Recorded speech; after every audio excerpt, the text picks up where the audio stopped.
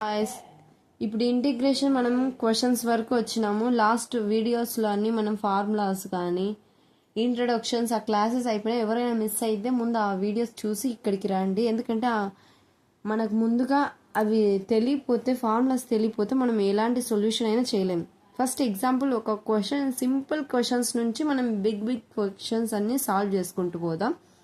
ఇక్కడ ఏమన్నారు, evaluate integral of x cube minus 2x² plus 3 into dx అని ఇచ్చినారు. మనం దీన్ని సాల్వ్ చేయాలని అర్థం. సో గివెన్ ఇది కామనే, ఏమి ఇచ్చినారు మనకు, i ఈజ్ ఈక్వల్ టు అంటే ఇంటిగ్రేషన్ ఏం లేదు, x cube minus 2x² plus 3 into డిఎక్సే కదా ఇచ్చింది. ఇప్పుడు ఏం చేద్దామంటే ఎక్స్ క్యూబ్ ఉంది, మైనస్ 2x² ఉంది, ప్లస్ 3 ఉంది. ఇప్పుడు మనం డివైడ్ చేసుకుందామా, i into x cube into dx చేయాలి కదా, డిఎక్స్ మైనస్ ఉంది. ఇప్పుడు ఆల్రెడీ 2 అనేది కాన్స్టెంట్, అది మనకు తెలుసు. కాన్స్టెంట్ ఎప్పుడైనా ఎట్లుండాలి, బయట ఉండాలి. x² ఇంటూ డిఎక్స్ ప్లస్ 3 ఎందుకు బయట పెడుతున్నాం, అది కూడా కాన్స్టెంటే. సో ఇది ఎక్స్ క్యూబ్. దీన్ని చూస్తుంటే మీకు ఎలాంటి ఫార్ములా గుర్తు రాలేదా, integral of x power n into dx formula ఏంది మనకు, x power of n plus 1 by n plus 1 plus c కదా. అంటే అప్పుడు ఏంది, x power of 3 plus 1 by 3 plus 1 minus 2 into ఇది కూడా ఎక్స్ పవర్ ఆఫ్ ఎన్ఏ కదా. అప్పుడు ఏంది, x power of 2 plus 1 by 2 plus 1 plus 3 into 1 into dx or d ఎంతైనా మనకి ఏముంటుంది, ఎక్స్ ప్లస్ సి. ఫార్ములా అంతవరకు పక్కకు రాసుకోండి. 1 into dx or integral of dx ఏమవుతుంది, x plus C. Don't forget.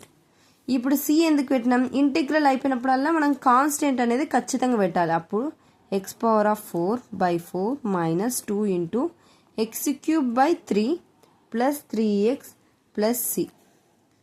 Therefore i is equal to ఇది నాన్న. So సింపుల్గా అయిపోయింది కదా. నెక్స్ట్ ఇంకో క్వశ్చన్ చూద్దాము.